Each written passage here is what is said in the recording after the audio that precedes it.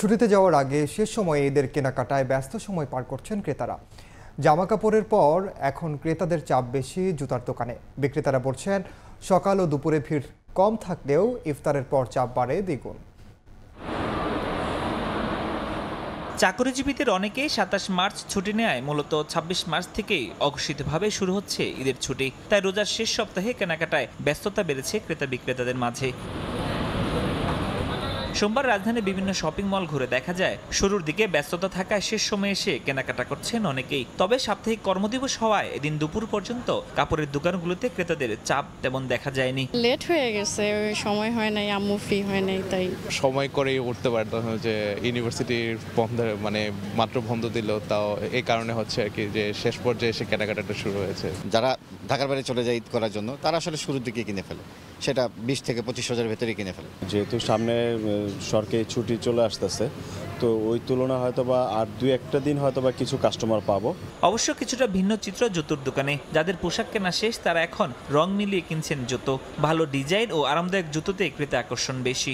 এবছর জুতার কালেকশন মোটামুটি ভালো আছে, একটু খুঁজতে হয়। জুতার ক্ষেত্রে হচ্ছে ফার্স্টে যেটা নোটিস করা হয় বা মাথায় রাখা হয় সেটা হচ্ছে কমফোর্টের যে জোনটা। আমার মোটামুটি সব শপিং শেষ, এখন আপাতত জুতার সেকশনটা দেখছি। পাঞ্জাবি কেনা শেষ আমার, তারপর একটা প্যান্টও কিনছি, এখন জুতাটা একটু ম্যাচিং করে পাঞ্জাবির সাথে কিনবো আর কি।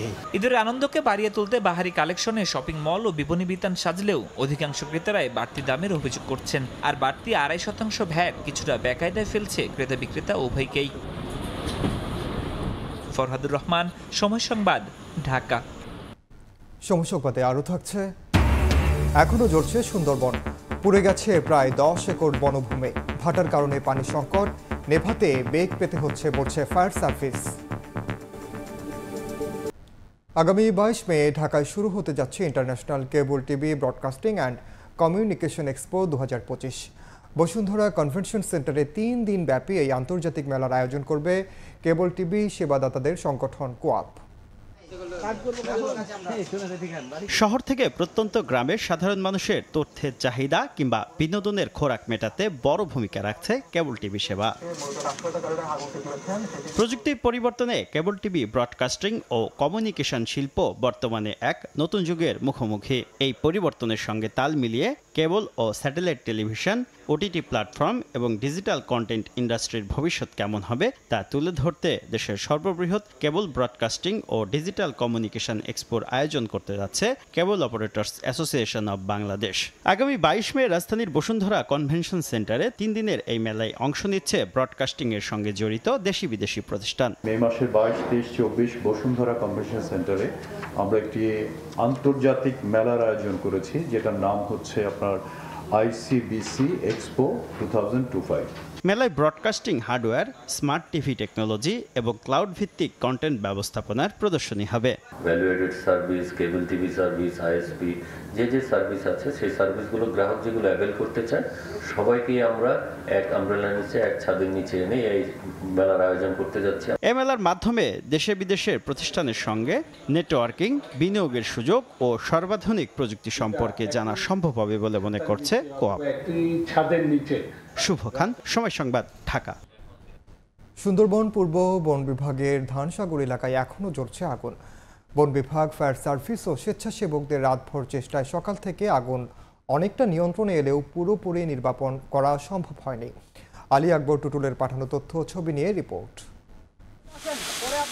কেউ ছিটাচ্ছেন পানি, কেউ গাছের ডাল কেটে করছেন নির্বাপনের চেষ্টা। এরপরও বিভিন্ন স্থানে জ্বলছে আগুন। রোববার সকালে সুন্দরবন পূর্ব বন বিভাগের ধানসাগর স্টেশন এলাকার কাছে 23 ছিলা ও শাপলার বিল এলাকায় আগুন লাগে। খবর পেয়ে স্থানীয় স্বেচ্ছাসেবকদের সঙ্গে নিয়ে আগুন নেভানোর কাজ শুরু করে বন বিভাগ। এরপর যোগ দেয় ফায়ার সার্ভিসের 10টি ইউনিট। ফায়ার সার্ভিস এলাকা ছিল, সিপিজি ছিল, টাইগার টিম আমরা আছি, মোটামুটি নিয়ন্ত্রণে আনছি। এখন আজকের দিন পানি দিলেই ক্লিয়ার হয়ে যাবে ইনশাআল্লাহ। 2 দিন বা 3 দিন ধরে আমরা কাজ করতেছি সুন্দরবনে। আমাদের ফরেস্টের সাথে আমরা যৌথভাবে কাজ করি।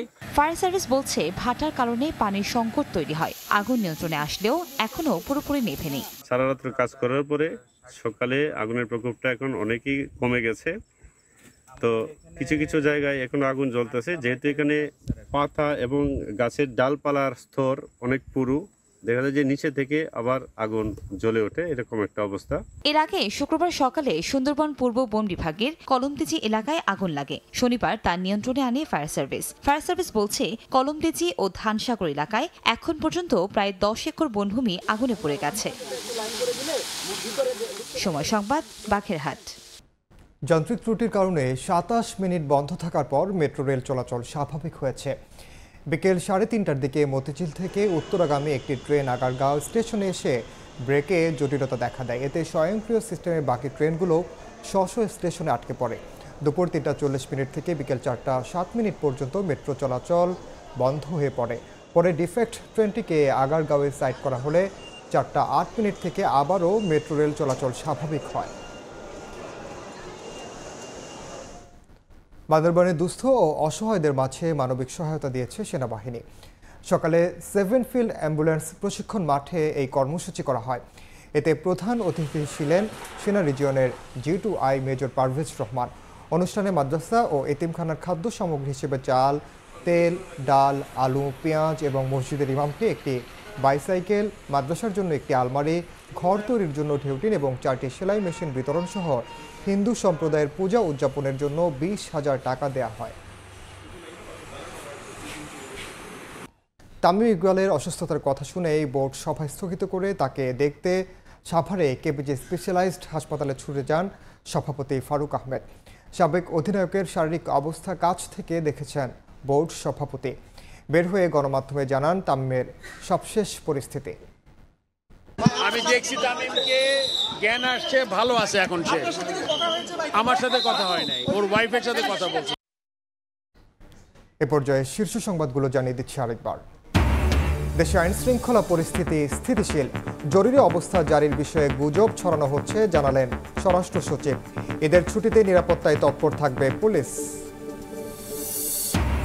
জুলাই গণহত্যার বিচার ও আওয়ামী লীগ নিষিদ্ধের দাবিতে শহীদ পরিবারের বিক্ষোভ।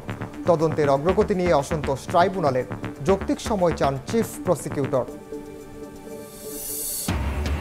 এবং বিকেএসপিতে ডিপিএল এর ম্যাচ খেলতে গিয়ে ম্যাসিভ হার্ট অ্যাটাক তামিম ইকবালের। সাভারের হাসপাতালে পড়ানো হলো রিং। শারীরিক অবস্থায় স্থিতিশীল, জানালেন চিকিৎসক।